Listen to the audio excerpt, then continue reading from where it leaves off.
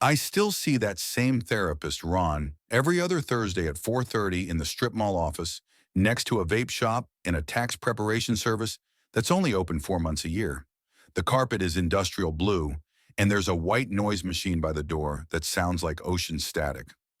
Last session, he asked me what I thought I'd learned, and I said I'd learned that you can document every betrayal down to the minute and the dollar and still not understand why it happened.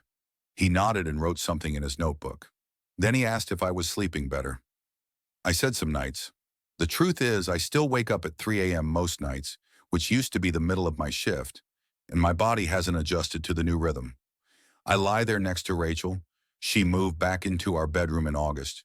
We decided together, another small choice, and I listen to her breathe, and sometimes I feel tender toward her, and sometimes I feel like I'm sleeping next to a stranger who knows all my passwords. Both things are true. Dr. Reyes says this is normal, that trust rebuilds in layers, not all at once, and some days you'll feel like you've made progress, and other days you'll feel like you're back at the beginning. She says the measure of healing isn't that you never feel angry anymore, it's that you can feel angry and not let it make your decisions for you. Rachel's new job has her working with unhoused families, trying to navigate the gap between emergency shelter and permanent housing. The organization is called Threshold, which she says is on the nose but accurate. She comes home with stories about bureaucracy and impossible choices, families stuck in motels on weekly vouchers, kids missing school because the shelter is across town from their district. She cares about it the same way she cared about second chances, maybe more, because it's harder work with less recognition. She makes $42,000 a year now, down from 86. We've had to adjust. Iris's junior year housing came out of a student loan instead of savings. We don't eat out. The Subaru needs a new transmission, and we're holding off until tax return season. Some nights Rachel works late, actually late, at the office. And yes, I've verified this in ways I'm not proud of. I've driven by, I've checked the building sign-in logs that are semi-public if you know the security guard. His name is Dale, and he remembers me from when I helped him figure out a prescription coverage issue for his daughter. I hate that I do this. Dr. Reyes says it's a phase, that hypervigilance is a trauma response, and eventually I'll need to choose between monitoring and trusting, but I'm not there yet. Rachel knows I check on her sometimes. We talked about it in therapy. She said she understood, that she'd broken something, and it was her job to live with the fact that I might never fully believe her again. And if I needed to verify her location sometimes, that was a consequence she'd accept. This made me feel both relieved and disgusted with myself. In September, Iris went back to school. Before she left, we had dinner together, all three of us, at the Thai place we used to go to when she was in high school. Rachel and I sat on one side of the booth, and Iris sat across from us. And I could feel her watching us the way you'd watch a science experiment, checking to see if we'd react or explode. We didn't. We passed pad thai back and forth and talked about her classes, developmental psychology and modern political theory. And Rachel asked good questions, and I made a joke about Freud that landed, and for an hour we were a family that functioned. In the parking lot, Iris hugged Rachel first, then me, and when she hugged me, she whispered, "I'm proud of you, Dad. I didn't ask what for. I just held on an extra second." October in Portland is gray drizzle and early dark, the kind of weather that makes you want to stay inside and hibernate or burn everything down, depending on your disposition. I've been working day shift for 3 months now, and I still don't recognize my life. I see sunlight. I eat lunch at noon. My coworkers are different people, younger mostly, and they have potlucks and birthday cakes in the break room. This whole social world that the night shift never had. A pharmacy tech named Laura asked if I wanted to join the hospital softball league, and I said I'd never played softball in my life, and she said that was perfect. Neither had anyone else. I didn't join, but I thought about it. Rachel and I have started cooking together on weekends. Nothing fancy, just normal dinner. But we do it side by side now instead of her cooking while I sit at the table on my phone. Last Sunday, we made chicken soup from scratch, the kind with homemade stock that takes all day. We didn't talk much. We just moved around each other in the small kitchen, chopping carrots, skimming foam, adjusting salt. At one point, she asked me to taste the broth, and I did and said it needed more pepper, and she added it and asked me to taste again. And this tiny moment of calibration felt like the most married thing we'd done in a year. We ate the soup on the couch watching a documentary about migratory birds. Partway through, she put her head on my shoulder. I didn't move. We stayed like that until the episode ended. There are still hard days. 2 weeks ago, I came home and saw she'd gotten her hair cut. Just a trim, but it looked good. And my first thought was, who are you trying to look good for? And I hated myself for thinking it, but I couldn't unthink it. I didn't say anything. I just went upstairs and took a shower and stood under the hot water until my skin hurt. When I came out, Rachel was sitting on the bed. She said, "You're doing it again." I said, "Doing what?" She said, "Disappearing into your head. If you have a question, just ask me." I said, "Did you cut your hair for someone?" She looked at me for a long time. Then she said, "I cut my hair because it was getting too long and I had a Supercuts coupon. But if you need me to account for every choice I make for the rest of our lives, you need to tell me now, because I can't live like that, and neither can you." She was right. I knew she was right, but knowing didn't make it easier. I said, "I don't know how to stop checking." She said, "Then we figure it out in therapy. But you can't punish me forever. At some point, you have to decide if you're staying because you want to rebuild or because you want a front row seat to my penance." That phrase, front row seat to my penance, rattled around in my head for days. Was that what I was doing? Dr. Reyes asked me the same thing in our next session. She said, "What would it look like if you forgave her? Not today, not soon, but eventually. What would change?" I said I didn't know. She said, "Would you still need to drive by her office at night?" I said, "Probably not." She said, "Then that's something to work toward. Not for her, for you." Here's what I think about late at night when I can't sleep. I think about how Cameron Voss is out there somewhere, maybe still working as a therapist under a different LLC, maybe charming some other lonely woman whose husband works too much. I think about how he faced no real consequences beyond losing one contract, while Rachel lost her career and I lost my peace of mind and our marriage became this limping, wounded thing we're trying to rehabilitate. I think about the email I never sent, still sitting in my drafts folder like a bomb I decided not to detonate. And sometimes I wonder if I made the right choice. If I'd sent it, Rachel's professional reputation would be ruined, but I'd have the satisfaction of knowing she'd paid in full. Instead, I chose this harder thing, this ambiguous, painful reconstruction project with no guarantee of success. Ron says this is moral maturity. He says revenge is easy and certainty is comfortable. But growth happens in the murky middle where you're not sure if you're doing the right thing, but you keep doing it anyway. I told him that sounded like something you put on a motivational poster. He laughed and said yes, and it's also true. Last week, Rachel suggested we go to couples therapy twice a month instead of weekly.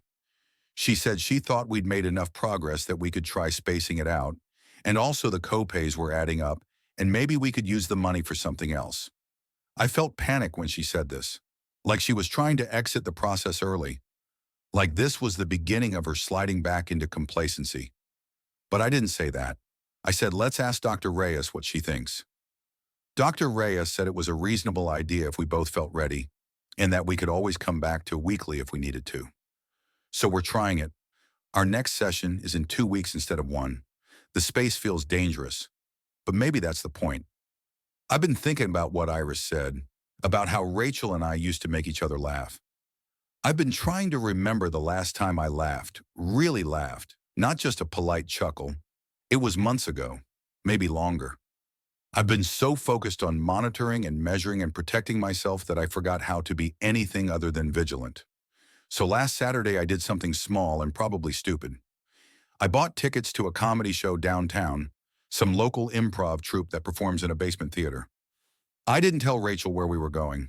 I just said we had plans at 7:30 and to wear something casual. She looked suspicious, but she came. The show was absurd. Half the sketches didn't land.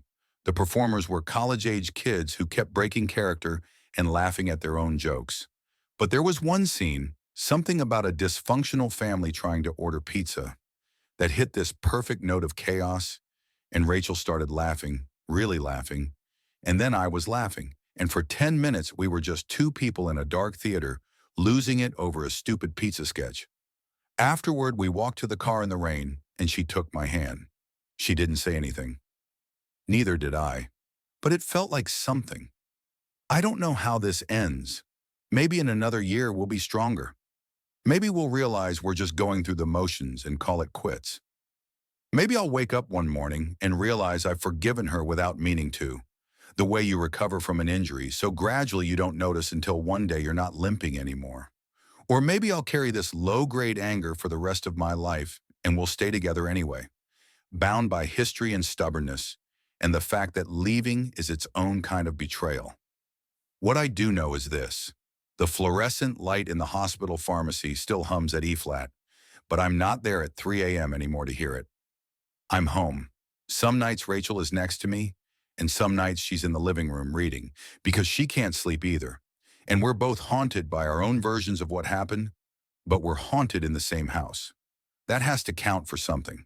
If you've stayed with me this long, maybe you're frustrated that I don't have a clear moral at the end of this.